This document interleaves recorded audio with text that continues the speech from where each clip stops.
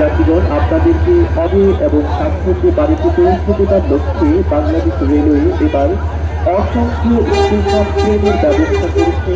একটি ট্রেনগুলো পর্যায়ক্রমে টঙ্গী স্টেশন থেকে বিভিন্ন গন্তব্যের উপস্থিতির জন্য আরো জানাচ্ছি, আপনারা যারা দূর দূরান্ত থেকে সিট এবং রোডকে উদ্দেশ্য করে বিশ্ব ইজতেমায় সমবেত হয়েছিলেন অশেষ নৈতিক হাসিদের জন্য, আমরা দোয়া করি আপনার এই কষ্ট ত্যাগ চিকিৎসা যাতে সাফল্যমণ্ডিত হয়।